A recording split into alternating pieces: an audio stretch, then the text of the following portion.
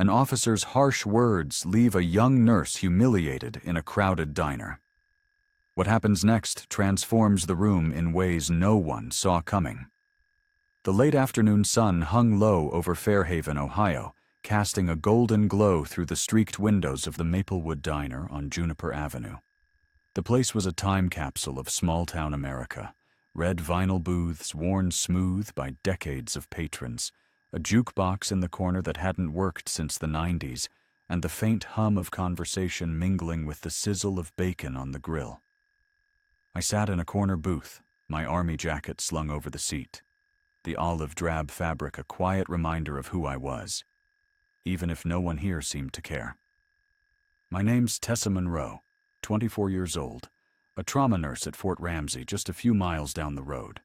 I'd seen things, blood-soaked stretchers, soldiers screaming through the haze of pain, and the kind of chaos that makes you forget what normal feels like. But here, in this diner, I was just a young woman with a paperback novel and a cooling cup of coffee, trying to steal a moment of peace. I'd come here after a long shift, my hand still tingling from the hours spent stitching wounds and checking vitals. The diner was my escape, a place where I could blend into the background, just another face in a town that didn't ask too many questions. My auburn hair was pulled into a tight bun, a habit from years of military discipline, and my hazel eyes skimmed the pages of a dog-eared copy of The Things They Carried. The words grounded me, a reminder of the weight we all carry, seen or unseen. I was halfway through a chapter when I overheard two old men at a nearby table, their voices rough with age, but warm with camaraderie. They were talking about a charity drive for veterans at the Fairhaven Community Center, how it had raised money for medical supplies at Fort Ramsey's hospital. My hospital? I'd spent weeks organizing that drive, sorting donations, making sure every bandage and syringe got to where it was needed. Hearing them talk about it, unaware of my role, made my chest tighten with a quiet pride. I reached into my pocket, pulled out a crumpled $10 bill, and stood. My boots scuffed the checkered floor as I walked to the counter, keeping my head low. I didn't want a spotlight, just wanted to do something small, something right. The waitress, Judy, a woman with laugh lines and a kind smile, was wiping down the counter when I slid the bill across. "For those gentlemen's meal," I said softly, nodding toward the old men. "Don't tell them it was me." Judy's eyes crinkled with warmth. "That's real sweet of you, hon. I'll handle it." Before she could turn away, a voice cut through the diner's hum like a knife through butter. "What's this? Some kind of stunt?" I froze, my hand still on the counter, and turned to see a police officer glaring at me. His badge gleamed under the fluorescent lights, and his square jaw was set in a scowl that seemed permanent. Officer Daniel Carver, the name tag read. I'd seen him around Fairhaven before, always strutting like he owned the place. He was in his late 30s, broad-shouldered, with a presence that demanded attention. Two younger officers sat behind him at the counter, looking like they'd rather be anywhere else. "I'm just paying for their meal, sir," I said, keeping my voice even, though my pulse quickened. I wasn't here for trouble. Carver leaned back on his stool, his lips twisting into a smirk. "Oh, look at the little soldier girl, throwing her money around. What are you, some kind of charity case yourself? That jacket looks like it came from a thrift store." The diner went quiet, the kind of silence that makes your ears ring. Every pair of eyes turned to us, patrons, waitstaff, even the cook peeking out from the kitchen. My cheeks burned, but I stood straighter, my training kicking in. "I'm an Army nurse, sir. Stationed at Fort Ramsey." Carver laughed, a harsh bark that echoed in the stillness. "Nurse? You look like you're still in pigtails. What do? Hand out lollipops to the real soldiers?" His two buddies chuckled, though one of them, a lanky guy with a nervous expression, looked like he regretted it. I clenched my fists, my nails digging into my palms. I'd heard worse, snide comments about my age, my size, my place in the army. In the field, I'd kept soldiers alive through gunfire and shrapnel. But here, in this diner, I was just a kid in a jacket too big for her. "I do what's needed," I said, my voice steady despite the heat rising in my chest. "That's all." Carver stood, his bulk casting a shadow over me. "Don't sir me, kid. You think that uniform makes you special? I've seen a dozen like you, fresh out of basic, acting like you're hot stuff. Go back to your book and quit pretending you're something you're not." Judy stepped forward, her voice sharp. "Dan, that's enough. She's just being kind." "Kind?" Carver scoffed, his eyes still on me. "She's showing off. Probably thinks she's better than the rest of us." I wanted to snap back, to tell him about the nights I'd spent holding pressure on wounds, the lives I'd saved, the screams that still woke me up at night. But I didn't. I'd learned long ago that words don't win fights like this. I met his gaze, my silence louder than any comeback. The diner watched, some with pity, others with curiosity, waiting for my next move. You won't believe who stood up for me next. This is just the start. Things are about to get heavier. The air in the Maplewood diner felt like it was holding its breath, every patron's gaze pinned on me and Officer Carver. His words hung between us, sharp and heavy, like a blade left dangling. I stood there, my boots rooted to the floor, my army jacket suddenly feeling like it weighed a ton. I wasn't scared, not exactly. I'd faced worse than a loudmouth cop in my time at Fort Ramsey, where every shift was a gamble with lives on the line. But this was different. This was my town, my moment of trying to do something good, and it was unraveling into a public shaming. My heart pounded, not from fear, but from the effort of keeping my temper leashed. I'd learned to stay calm in chaos, but damn, this man was testing me. Carver stepped closer, his boots thudding like a drumbeat. "What's wrong, nurse? No fight in you? Or are you just used to following orders?" His voice dripped with mockery, and he gestured at my jacket like it was some kind of costume. "Bet that thing's got more miles than you do." A few patrons shifted in their seats, their discomfort palpable. Judy clutched her disrag, her knuckles white, clearly torn between stepping in and keeping the peace. Before I could respond, a new voice broke through, rough and steady, like gravel under boots. "That's enough, Carver." It was one of the old men from the table I'd paid for. Harold Vance, his baseball cap tilted back, revealing a weathered face and eyes that didn't waver. He stood slowly, his hands braced on the table, his frame wiry but unyielding. "She's done nothing but a kindness. Why don't you back off?" Carver's smirk faded, replaced by a scowl. "Mind your own business, Harold. This doesn't concern you." "It concerns me when you're bullying a young lady who just covered my meal," Harold shot back, his voice steady as stone. His friend, George Tatum, a heavyset man with a gray mustache, nodded, his eyes narrowing. "You're making a fool of yourself, Dan." The officer's laugh was forced, brittle. "Oh, so you're her cheerleaders now? Two old-timers sticking up for the kid in the fake jacket?" My jaw tightened, but I spoke before I could stop myself. "It's not fake," I said, my voice low but firm. "And I don't need anyone fighting my battles." Carver's eyes snapped back to me, his irritation flaring like a match. "You're still here? Why don't you take your little act and get out? This diner doesn't need your kind of trouble." The words cut deeper than I wanted to admit. Trouble? All I'd done was try to honor two veterans, to give back in a small way. I'd spent months in a field hospital, my hands stained with blood, my nights haunted by the faces I couldn't save.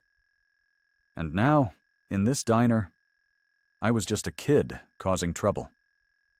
My fingers twitched, itching to ball into fists, but I kept them loose, my training holding me steady.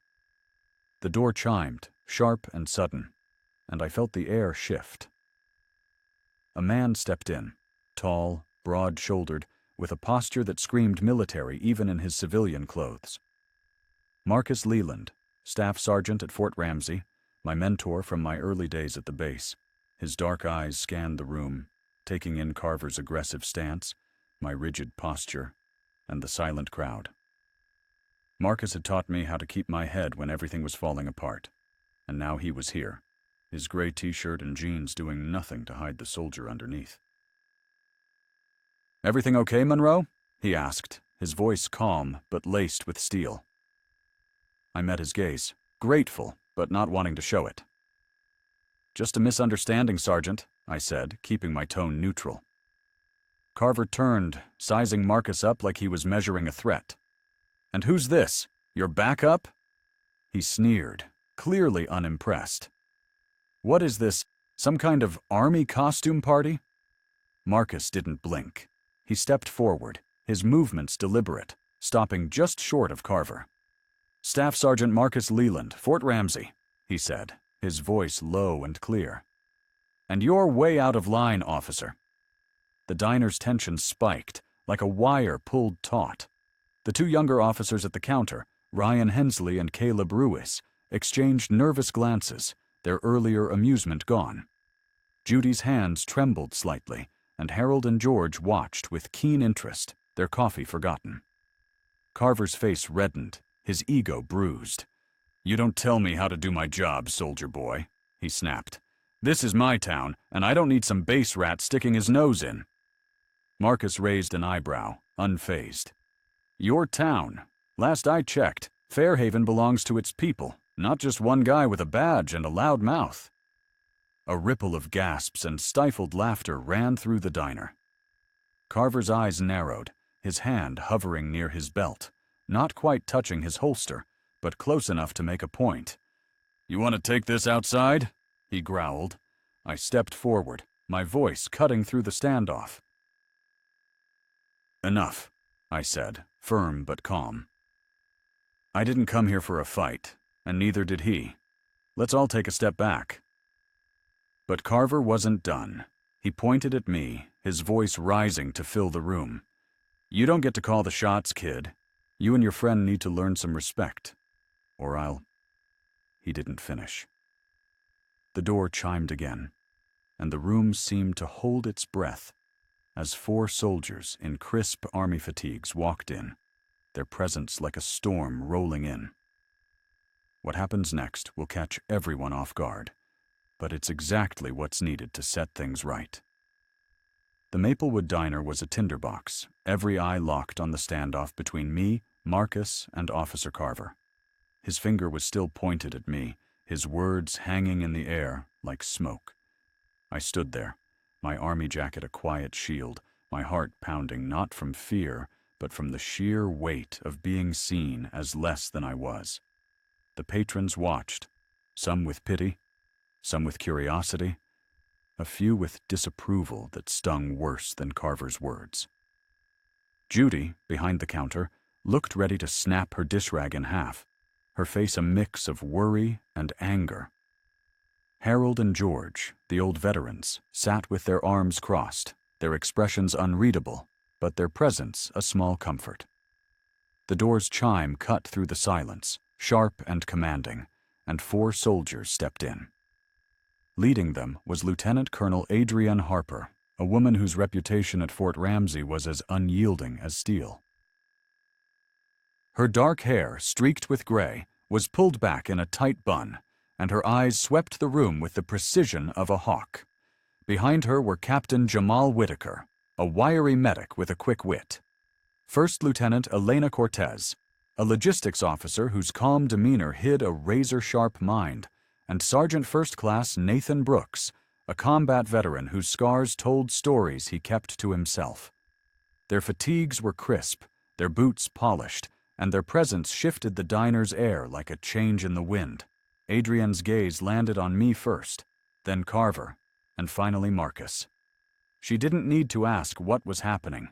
The tension told her everything. "Monroe, Leland," she said, her voice steady but carrying the weight of command. "What's going on here?" Carver lowered his hand, his bravado faltering.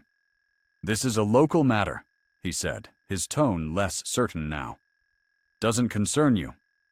Adrian's eyebrow arched, her expression cool.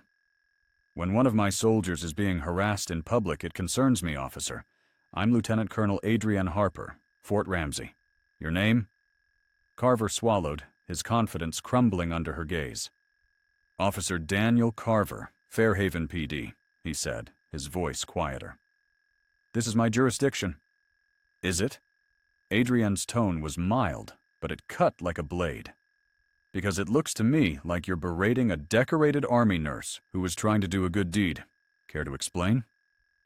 The diner was so quiet I could hear the faint buzz of the fluorescent lights. Harold Vance leaned back in his booth, a faint smile tugging at his lips. George Tatum set his coffee down, his eyes gleaming with anticipation. The younger officers, Ryan and Caleb, looked like they wanted to disappear. Carver straightened, trying to regain his footing.